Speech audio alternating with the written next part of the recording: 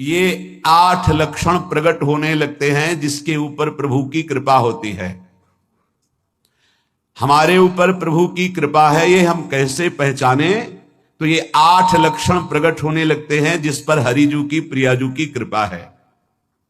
पहला, घोर अपराध करने वाले के प्रति भी दया की भावना, शांति पहला लक्षण है। भाव में भी पहले शांत भाव है।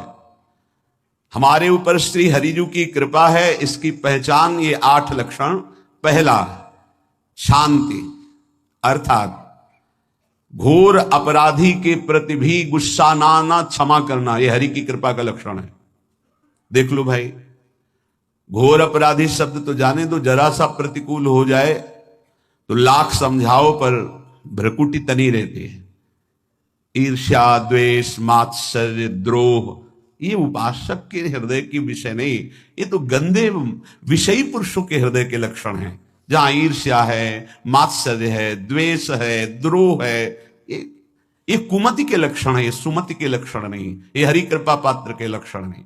आपसे जो अपराध कर रहा है, द्रोह कर रहा है, आपका क्षमा बल ये हरि प्रसाद से होता है। शांति, क्षमा बल, शांति, सह गया, क्या करूं, सहना ही पड़ेगा क्योंकि भगवत मार्ग में वो ऐसा नहीं होता। शांति, बुरा ही नहीं लगा, हरि कृपा पात्र को बुरा ही नहीं लगा। उमा संत के यही बड़ाई, मंद करत जो करे भलाई, ये सीधा शांति की व्याख्या है। अपने यहां मंगल गान में, करत जे अनशहन निंदक तिनहु पे अनुग्रह कियो, यह है हरि कृपा, यह है आचार्य कृपा, गुरु कृपा। अपराधी पर भी क्षमा का भाव होना, भला ऐसा है, अपराधी पर भी क्षमा का भाव होना, यह हरि कृपा पात्र में ही होगा, अन्य में नहीं। तो अगर अपने हृदय में ऐसा लगे कि ऐसा नहीं है तो हरिजू से प्रार्थना करनी चाहिए कि कृपा करो, मेरे में सामर्थ्य आवे। दूसरा, अनुसूया, वो किसी भी के प्रति कभी भी कोई दोष दर्शन ही नहीं करेगा। दोष कथन, दोष श्रवण की तो बात जाने दो। अनुसूया, दूसरों के गुणों में दोष ढूंढना, ये नहीं होता हरि कृपा पात्र में, ये नहीं होता। ये सब भजन के नाश करने वाले हैं। जैसे पहला अपराधी पर क्रोध कर देना, तो माया ने भेजा इसीलिए था कि तुम्हारे साथ व्यवहार ऐसा करे कि तुम क्रोध करो, क्रोध करोगे तुम्हारी ऊर्जा शक्ति नष्ट हो जाएगी, अध्यात्म में जो चलने की थी। और कहीं तुमने संकल्प कर लिया तो भजन शक्ति नष्ट हो जाएगी। तो अगर भजन बल है तो गया, जरूर उसको दंड मिलेगा, पक्का मिलेगा, 100% मिलेगा, लेकिन आप खाली हो गए। ना भजन करने की वृत्ति रहेगी और ना भजन रहेगा, दोनों बात। अनुसूया, किसी के सद्गुणों में दोष देखना, गुणों में दोष ढूंढना, यह हरि कृपा पात्र में नहीं होता। ये बहुत मंगलमयी बातें हैं जिससे हमारा भजन मार्ग पुष्ट होता है। तीसरा, वो बाहर से और भीतर से पवित्र रहता है, हरि कृपा पात्र। शौचाचार का ज्ञान होना चाहिए, वस्त्र आपके पवित्र होने चाहिए, ये बाहरी, जल रज आदि के द्वारा बाहरी पवित्रता। और निष्कपटता, निश्चलता, सत्य भाव, ये अंदर की पवित्रता है। अगर कपट है, छल है, असत्य है तो हृदय मलिन रहता है। भीतर और बाहर से पवित्र रहना, इसमें खास बात क्या है भीतर और बाहर से पवित्र रहने में? भीतर और बाहर से सदैव पवित्र कौन रह सकता है? तो बोले जो पुंडरीकाक्ष भगवान श्री हरि का, प्रियाजू का स्मरण करता रहता है, वो शवाभ्यंतर शुचि, वो बाह्य और अभ्यंतर दोनों से पावन रहता है। तीसरी जो कृपा का लक्षण है, अर्थात वो सदैव भगवत चिंतन परायण, शौचाचार का पालन करने वाला, बाहर और भीतर से हरि कृपा पात्र पवित्र रहता है। लघु शंका में जल पात्र में रखा जाता है, जनेंद्रिय को पवित्र किया जाता है, फिर हाथ रज से धो के, फिर कुल्ला करके, आचमन करके, पैर धोकर, ऐसे पवित्र आचरण, ऐसे पशुवत व्यवहार ठीक नहीं। कुछ लोग ऐसी गलती करते हैं कि जिसमें शौच हुआ जाता है उसी में बैठकर लघु शंका करते हैं, तो सारे वस्त्र, पूरा शरीर अपवित्र हो गया आपका। अब तो अटैच बाथरूम की व्यवस्था माया ने कर दी है। हमें लगता है कि शौचालय अलग होना चाहिए, और स्नान गृह अलग होना चाहिए। थोड़ा ही चाहे भेद हो, अंतराय होना चाहिए पवित्रता के लिए। अब ये शौचालय है, यही स्नान करना है, यही लघु शंका करनी है, तो पवित्रता का निर्वाह नहीं हो पाता।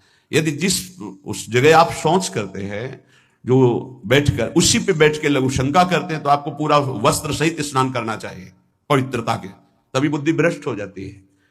आपको मंत्र का निरंतर चलना ये कठिन पड़ जाएगा।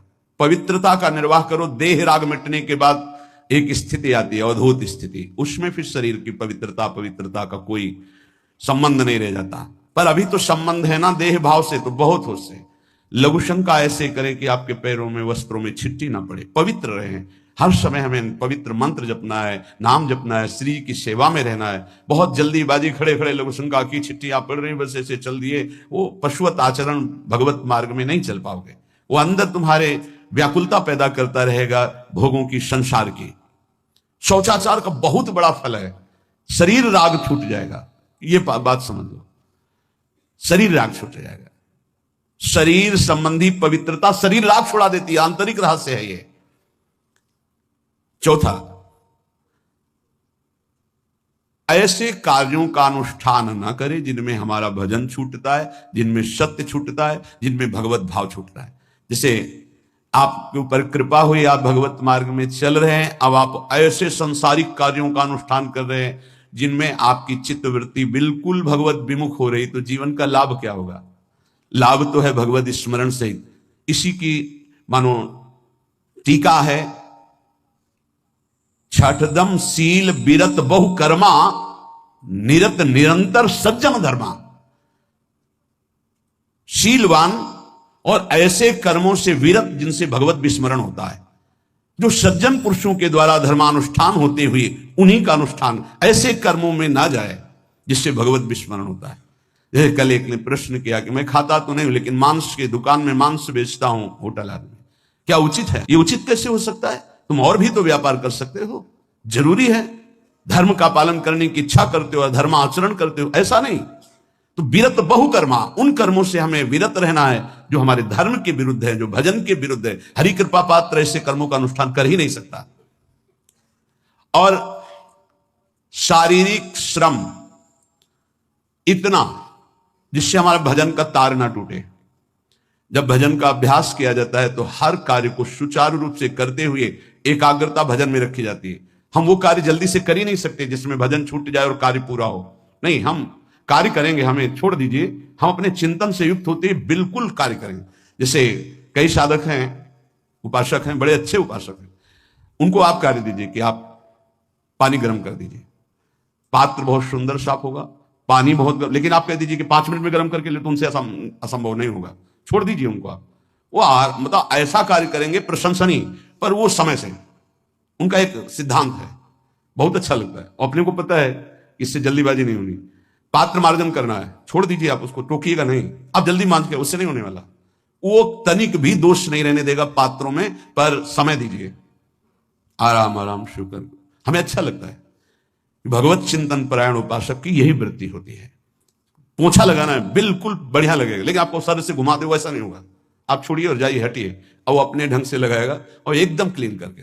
यही उपासक का लक्षण होता है। जो कार्य करेगा सांगोपांग करेगा, पर वो बहुत मस्ती से होगा क्योंकि उसका भगवत चिंतन चल रहा है। अधिक ऐसे जिससे हमारा चिंतन छूट जाए, थोड़ा संयम में आना चाहिए। ये भगवत कृपा पात्र का लक्षण है। अपने भजन का फल देखना भगवत कृपा पात्र की, सबको प्रदान कर देना। हिम्मत है? अपने भजन, इतनी मेहनत से किया हुआ भजन, भजन होने के बाद, हे प्रभु इस भजन का फल हो, सर्वे भवन्तु सुखिना सर्वे सन्तु निरामया। यहां तो कहते महाराज, एक माला रोज आपके लिए करता हूं कि आपकी बीमारी ठीक रहे, तो शेष किसके लिए करते हो प्रभु? शेष अगर इष्ट और गुरु के लिए तुम्हारा है कि एक माला करते तो फिर इतनी माला करते तो हमें क्या होगा?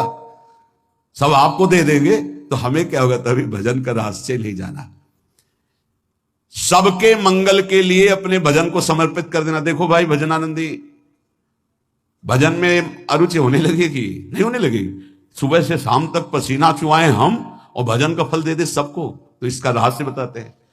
सबको जे भी कहा सर्वे भवंतु सुखिना, तो सर्वत्र विराजमान भगवान वही पलटकर अनंत रूपों में आपके ऊपर बरस पड़ेंगे। ये आंतरिक रहस्य है।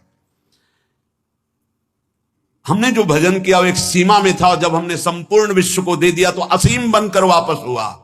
ये भाव न समझ में, अगर ये भाव न कहे तो एकदम लगे हम अपना भजन क्यों दे दें सबको। उस सर्वात्मा में विराजमान जो हमारा प्रभु है उसी को समर्पित कर, सर्वे भवन्तु सुखिना। तो वो सब पलटकर सब जगह से वापस आया, सबका आशीर्वाद आया और वो महान बनता चला गया। ये लाभ है, आंतरिक लाभ है। अगर तुम्हारा भाव ऐसा न बनता हो तो आप प्रभु को तो अर्पित करते ही है ना, तो वही प्रभु सब में विराजमान है। ऐसा भाव करके सर्वात्म स्वरूप भगवान को हमारा भजन समर्पित है। सब रूपों में प्रभु विराजमान है।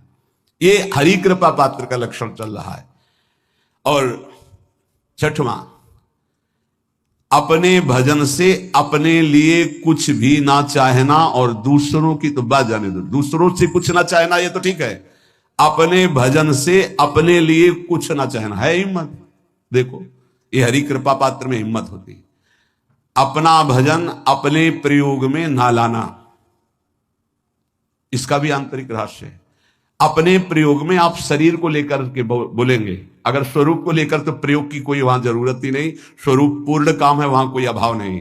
जब आप कोई भाव अपने लिए करेंगे तो देह भाव होगा, देह भाव से किसी विषय की मांग होगी। विषय पूर्ति भजन का फल नहीं होता, भजन का फल होता विषय निवृत्ति।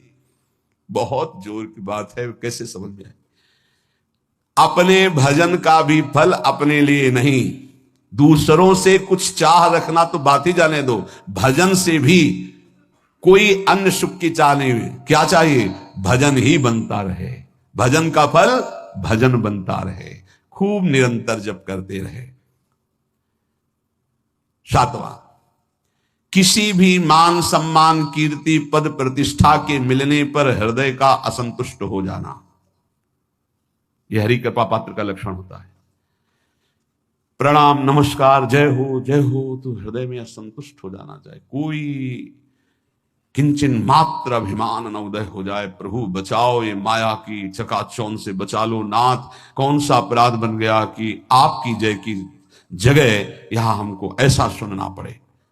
जैसे एक बार महापुरुष जन कह रहे थे कि जब गुरुजन बड़ाई करने लगे सामने शिष्य की, तो उसको ग्रीवा झुका लेनी चाहिए, पश्चाताप करना चाहिए कि कोई गलती हो गई, आज हमारे गुरुजी ने हमारी बड़ाई कैसे कर दी। इसका मतलब कोई दोष बन गया, कोई गलती हो गई, और प्रार्थना करना चाहिए कि क्षमा कीजिएगा महाराज, अगर कोई गलती हो तो दंड दीजिएगा, लेकिन ये दंड मत दीजिएगा कि आप हमारी प्रशंसा कर रहे हैं। भगवान इससे बड़ा और कोई दंड नहीं हो, ऐसा महसूस होना चाहिए। सम्मानम कलयाति घोर गरलम, ये हरि कृपा पात्र का लक्षण है। नीचापमानम सुधा, नीच पुरुषों द्वारा किया हुआ अपमान अमृत के समान लगे और सम्मान विष के समान लगे। मान प्रतिष्ठा कीर्ति जिसके लिए बड़े बड़े लालायित रहते, हरि कृपा पात्र को विष की तरह चुभती है। और आठवां, किसी भी प्राणी समुदाय से संबंध ना रखते हुए सब पर दया की भावना, सब पर कृपा की भावना, सब पर करुणा मैत्री पर किसी से ममता नहीं। यह सूत्र बहुत व्यवहार में प्रयोग करने योग्य है। सबसे करुणा और मैत्री पर किसी से ममता नहीं। करुणा तो करी भरत जी ने, मैत्री भी की मृग से, पर ममता रहित नहीं रहे। ममता कर ली तो अगला जन्म हिरण का हो गया। ममता नहीं रखनी, निर्ममो निरहंकारा। करुणा मैत्री तो करनी है, जैसे इसमें आदेश है, गीता में जी आदेश है, अद्वेष्टा सर्वभूतान मैत्र करुणैवच, पर निर्ममो निरहंकारा, ये साधक की चतुरता है। प्राण मात्र पर दया कृपा करुणा मैत्री, पर ममता नहीं। ममता किसी से, और यहां करुणा मैत्री ये तो गायब हो गई, केवल ममता रह गई है। अपने शरीर से ममता, शरीर संबंधियों से ममता, विषय भोगों से ममता, यही जहर है। संबंध में ये ममता ही जहर है, विचारों में अहंकार जहर है, कर्मों में ये आसक्ति जहर है। इसी जहर को मिटा दे तो जीवन मुक्त महापुरुष कर्म करते हुए, विषय सेवन करते हुए, वार्ता करते हुए, विचार करते हुए, बिल्कुल जहर रहित उसका जीवन हो गया। तो ये 8 बातें हरि कृपा पात्र में होती हैं, इनको बार बार सुनना और हृदय में धारण करना। जो भक्त होता है, हरि कृपा पात्र होता है, उसमें ये 5 बातें कभी नहीं जागृत होती, स्फुरित ही नहीं होती। पहला, किसी से ईर्ष्या। दूसरा, किसी से घृणा। तीसरा, किसी से भयभीत हो जाना। चौथा, भजन सेवन नृत्य गायन आदि में लज्जा लगना। पांचवा, किसी की निंदा करना। ये नहीं होती। अब जो आगे वर्णन कर रहे हैं उसमें महापुरुषों की पहचान है। सिद्ध महापुरुष 3 प्रकार के होते हैं। एक होते हैं आचार्य कोटि के, सात्विक विचार वाले। एक होते हैं भ्रष्ट आचरण वाले। एक होते हैं पिशाचाचरण वाले। और तीनों सिद्ध हैं। बहुत बड़े महापुरुष पूज्यपाद उड़िया बाबा जी हैं, वही रहस्य का प्रकाश कर सकते थे, अन्यथा बिना ब्रह्मबोध महापुरुष के ऐसा नहीं। तीनों सिद्ध हैं, तीनों भगवत प्राप्त है। सात्विक आचार वाले, जो आचार्य कोटि के होते हैं, एक एक अक्षर शास्त्र मर्यादा के अनुसार चलने वाले, जैसा शास्त्र कहता वैसा उनके आचरण में दिखाई देगा। और वो सिद्ध भगवत प्राप्त महापुरुष हैं, पर उनके आचरण तस्मात् शास्त्रम प्रमाणम थे। दूसरे, भ्रष्टाचार। ऐसों को पहचान पाना बहुत कठिन होगा। भेष मलिन, आचरण मलिन।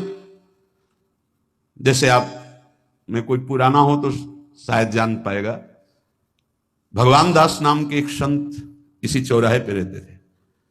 ये जो चौराहा है, कभी नंगे पड़े रहते थे, कभी वो पा रहे उनके साथ कुत्ता पा रहा है, कभी नाली का पानी पी रहे हैं। और भगवत प्राप्त महापुरुष थे। इसकी पहचान स्वयं की।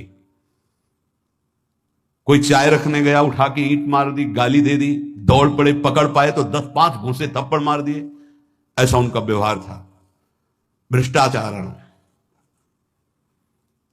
हलवा कोई रख गया, खिचड़ी रख गया, कुत्ता खा रहा है, उसी के साथ वो खा रहे हैं। कभी गमछा लपेटे, कभी नंगे, सीधे प्रकृति का वार शरीर से सहते थे। बस चौराहे पे ही रहते थे।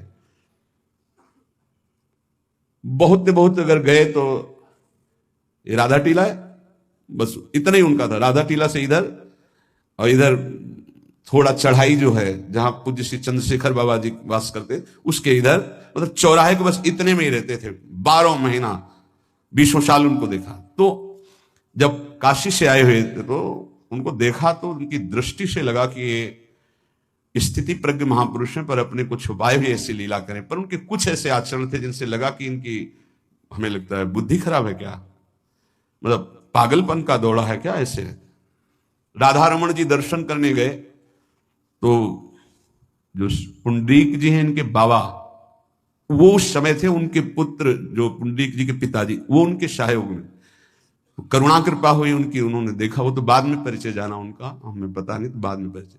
वो पीत वस्त्र धारण किए हुए वयोवृद्ध एकदम डलिया लाए, राधा रमण जी को निकाल करके अपने को प्रसाद मिला। तो सीधे राधा रमण जी की कृपा का अवलोकन करते हैं और परिक्रमा लगाना। एकदम संकल्प बना, कमंडल में 2 कुलिया रखी, ढक्कन से इसे ढक के, और बस मन में आया कि अगर वो बाबा हमसे आते हैं, हमारे कमंडल से कुलिया, सत्य परम सत्य कुलिया लेते हैं और पाते हैं, फिर रख के चल देते, तो मैं मान जाऊंगा कि प्रभु ये आपके धाम के सिद्ध महापुरुष हैं। आए हुए थे हम काशी से ऐसे, क्योंकि काशी में ऐसी लीलाएं देखी थी बड़े अवधूत कोटि के महापुरुषों को। आपसे सत्य कहते, वो पेड़ हट गया, रमण रेती में था, बीच रोड में था, चबूतरा बना था, वो ऐसे पड़े थे, वहां के हम बैठ गए, बिजली की तरह उठे, रफ्तार से आए, खड़े हो गए हम बिल्कुल, क्योंकि हमें पता था कि घूसा थप्पड़ इनका प्रसाद होता है। हम कहा उस समय, हम कहा अगर हाथ चलाएंगे तो पकड़ लेंगे ना, बिल्कुल पोजीशन में खड़े। तो बंगाली भाषा में कुछ बोले, वैसे गले में हाथ डाला, ढक्कन हटाया, कुलिया निकाली, पाया, कुलिया वहीं रखा, ढक्कन रखा, गए और वहीं लेट गए। सत्य कहते एकदम रोम रोम खड़ा हो गया कि अरे भगवत प्राप्त महापुरुषों को जानना बड़ा कठिन है, कैसे आचरण, भ्रष्ट आचरण से रहते हैं।